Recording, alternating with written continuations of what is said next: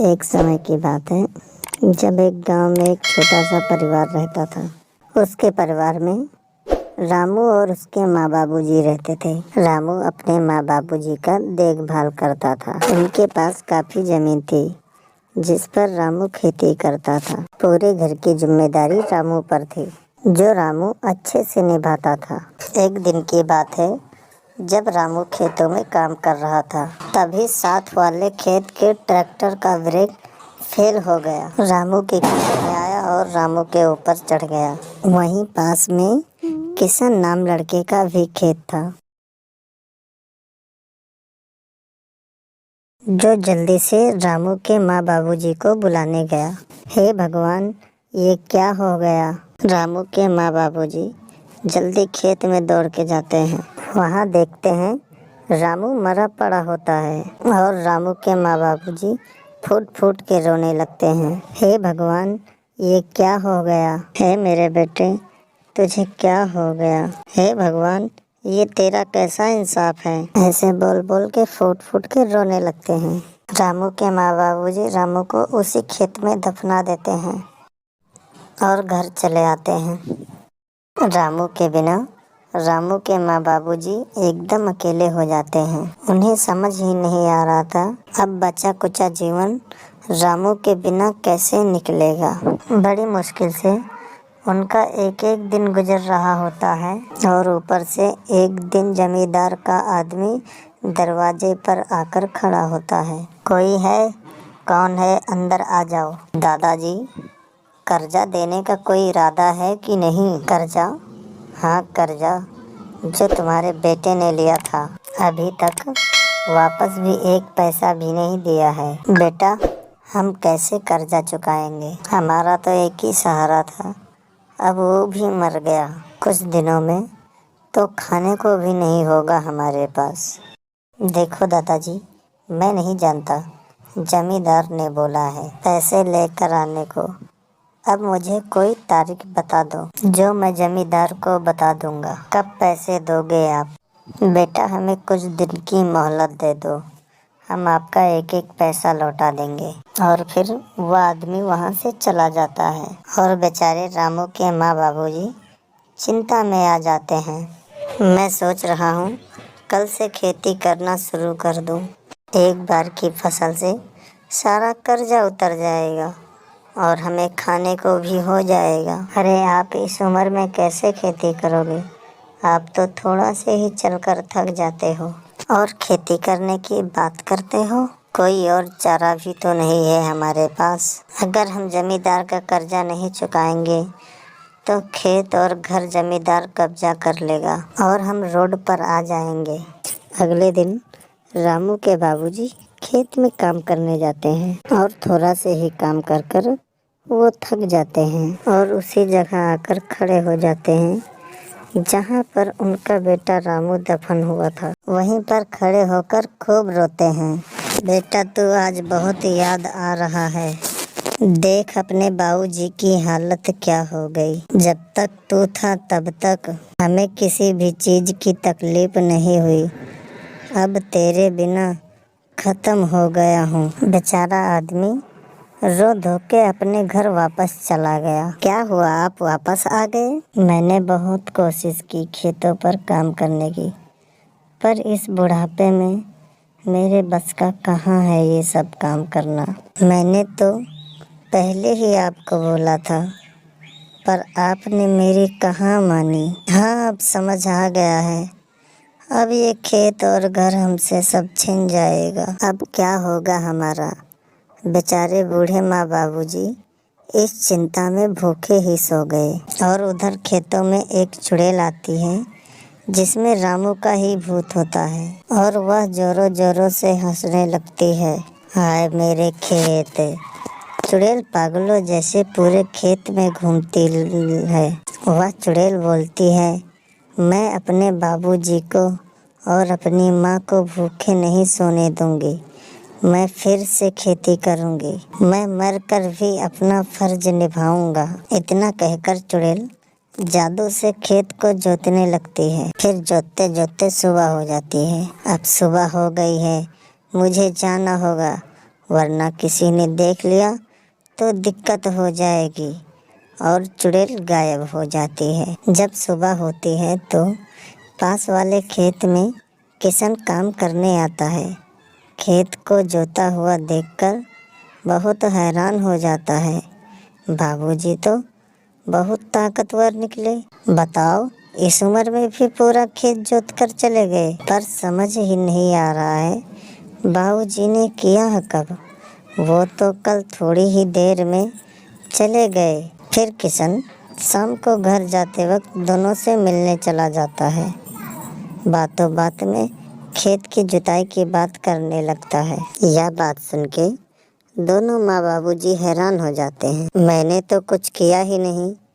कल गया तो था पर मैं वापस आ गया था। तो बाबूजी, आपका खेत किसने जोता? अरे, तुझे गलत फहमी हुई होगी। छोड़ो ये सब बातें और बताओ, शहर कब जा रहे हो? नहीं बाबूजी, अब शहर जाने का कोई इच्छा नहीं है। सोच रहा हूँ यहीं रहूँ। आपकी तरह मेरा भी इस दुनिया में कोई नहीं है। यहाँ तो सब गांव वाले अपने लगते हैं। आप भी मेरे माँ बाबू जैसे हो, पर शहर में कोई अपना नहीं। ये तो तू सही कह रहा है।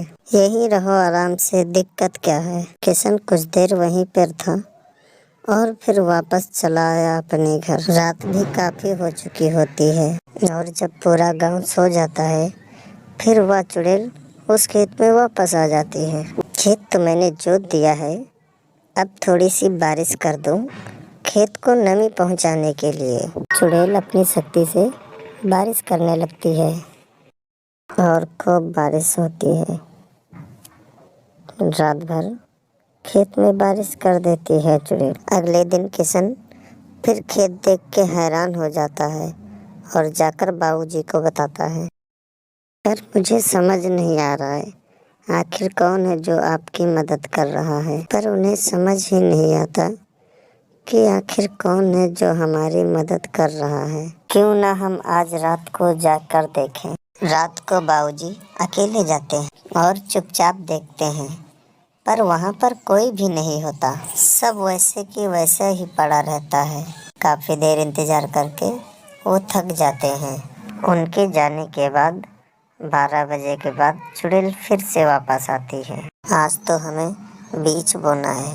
चलो, ये तो काम आसान है, मैं एक ही रात में कर दूंगी। जल्दी फसल लगने लगेगी और सब परेशानी दूर हो जाएगी। चुड़ैल फटाफट सब खेत में बीज बो देती है।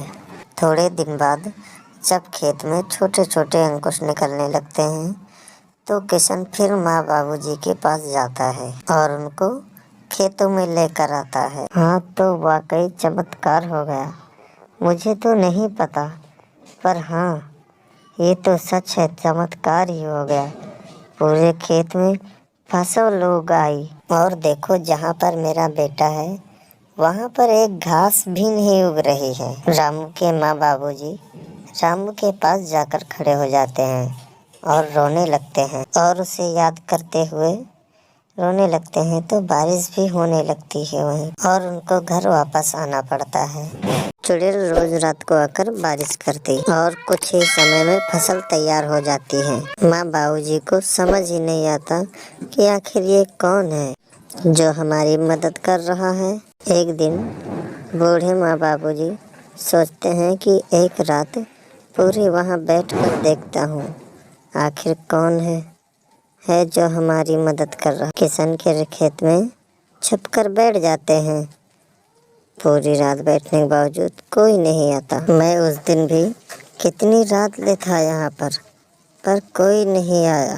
अरे यार, थोड़ी देर सब्र रखो, शायद कोई आ जाए। शायद वो देर से आता हो कि उसको कोई देख न ले। बाबूजी तो सो जाते हैं पर माँ टकटकी लगाए देखती रहती है। वह बड़ी कोशिश करती है कि सोए ना, पर उसे भी नींद आ जाती है और चुड़ैल का आने का समय हो जाता है। और चुड़ैल को तो अंदाजा ही नहीं होता, इसलिए वह बेफिक्र अपने काम में लग जाती है। कितनी अच्छी हुई है फसल, इनको बेचकर अच्छे पैसे आएंगे और सब ठीक हो जाएगा। चुड़ैल पूरी शक्ति से पूरी फसल काट देती है और एक जगह इकट्ठा करने लगती है। तभी उन दोनों बूढ़े माँ बाबूजी की आँख खुल जाती है। मुझे ऐसा लगा मेरा बेटा रामू यहीं पर है, हमारा बेटा आसपास ही कहीं है। मुझे भी सपना आया था कि मेरा बेटा रामू मुझसे मिलने आया है। तब तक दोनों की नज़र चुड़ैल पर पड़ती है। उसे फसल इकट्ठा करते हुए देख लेते हैं और उन्हें सब समझ आ जाता है कि ये काम चुड़ैल का है। ये चुड़ैल है, ये चुड़ैल है। खेत में अब तक अपना काम कर रही थी चुड़ैल। अब मैंने अपना सारा फर्ज पूरा किया। अब मेरे माँ बाबूजी का पूरा कर्जा उतर जाएगा और उन्हें खाने को भी हो जाएगा। चुड़ैल उसी जगह समा जाती है जहाँ पर रामू दफन था। रामू रामू करके उनके माँ बाबूजी रोने लगते हैं और भाग के कब्र के पास पहुँचते हैं। तब तक वह चुड़ैल अंदर समा जाती है और रामू की माँ रोने लगती है। अरे हम कैसे नहीं समझ पाए, ये तो मेरा बेटा रामू है। बेटा रामू वो तू ही था जो रोज आता था मेरी मदद करने के लिए। माँ बाबूजी का सारा कर्जा उतर जाता है और उनके पास अच्छे खासे पैसे भी आ जाते हैं। बूढ़े माँ बाबूजी किशन से सारी बात बता देते हैं और किशन और बूढ़े माँ बाबूजी सब साथ में रहने लगते हैं। कहानी ख़त्म। वीडियो अच्छी लगी हो तो लाइक कमेंट करें।